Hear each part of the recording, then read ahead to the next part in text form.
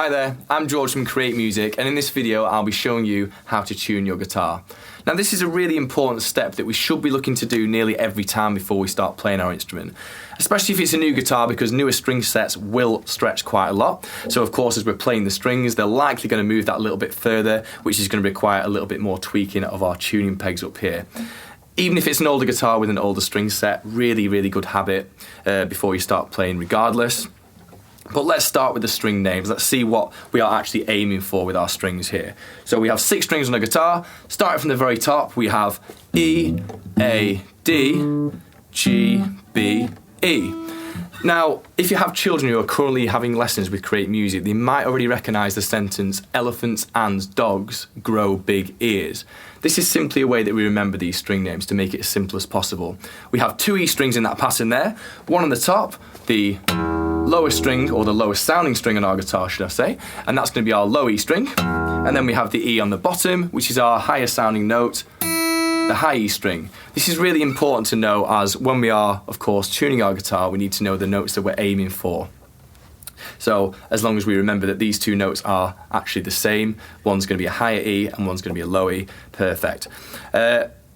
Also, the method we're going to be using today is using a smartphone. So myself, I'm going to be downloading an app onto my smartphone and basically using the inbuilt microphone from that, just getting it as close as I possibly can to the guitar so it can hear. You could use anything from a tablet to a laptop. Even websites will have this same functionality. So the actual screen of the device here is pretty much going to be mirrored across most tuning devices. Even if you have an external tuner, such as something that will clip onto the end of your head of your guitar and uses the vibrations, or if you have an electric instrument, something that can plug in directly, the actual screen there is going to be almost the same across most things other than colours, etc. So without further ado, I'm going to get a nice close-up of the head of my guitar here, and I'm going to show you exactly how we're going to get the guitar into tune. Okay, so now that we're ready to start tuning our guitar, firstly I'll just quickly mention that I'm currently using a right-handed guitar, which means the head of the guitar here is pointing to my left. If it was pointing the opposite way to my right, that would be a left-handed instrument, and all the directions that I'm letting you know now in terms of which direction to turn our tuning pegs here are going to be the opposite direction.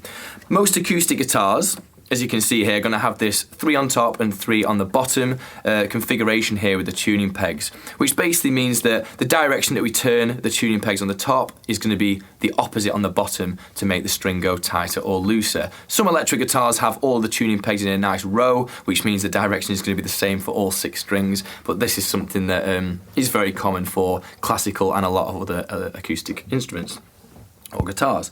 So I've got the application up and running here. It's nice and close to my guitar. I've gone on the Apple App Store and downloaded the first guitar tuner that I can see on the top there. I think the name of it was just called Guitar Tune, although it does say Coach Tuner in the app itself. And I'm going to get the graphic on the screen in a second for that.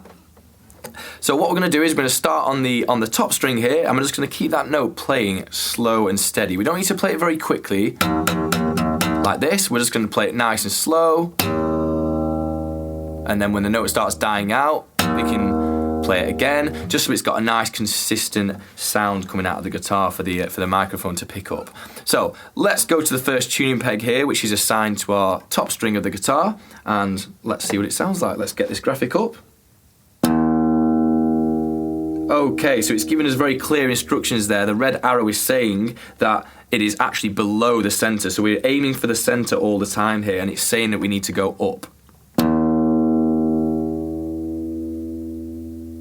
So I've turned my tuning peg here away from me to make that note go up. So I'm turning it anti-clockwise to tighten the string here on the top. Perfect. That's great. That's right in the centre now. So I've turned it anti-clockwise and it's right in the centre now, which is absolutely fantastic. That's exactly where we need it. And we just do the same thing on the next string, remembering what the note is. So our next note we're aiming for is going to be the AND, or the A string. So as we can see, that one's perfect already. Let's play that again. Okay, yeah, that's great. That one's already in the centre. So we can skip right down to our D string, 3rd string down. Now that one's slightly too high, that one. It's telling us again we need to go down. A lot of tuners won't actually give you the instruction to go up or down. It will just have an arrow or a little bar that's going above or below the note that we need.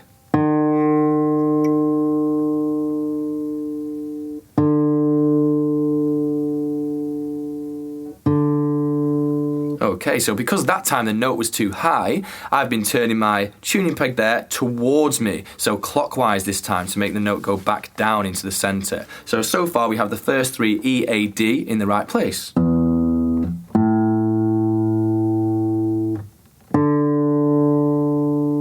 Great. Now let's go down to our bottom three strings now, so starting with the G string over here. And remembering that everything's going to be flipped round now, so let's have a listen.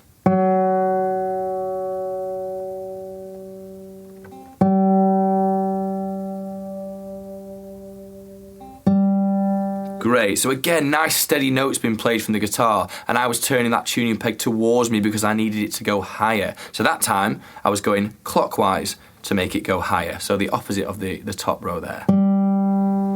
Straight to our B string. We need to go down quite a long way there, so I'm going to turn the tuning peg away from me this time, anti-clockwise.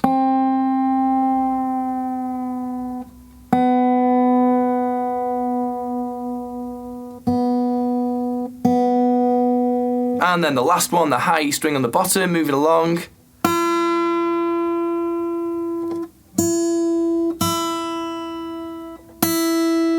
Great, and that one needed to go down, so again, away from me for that one. Perfect. So, sounds great, perfectly in tune.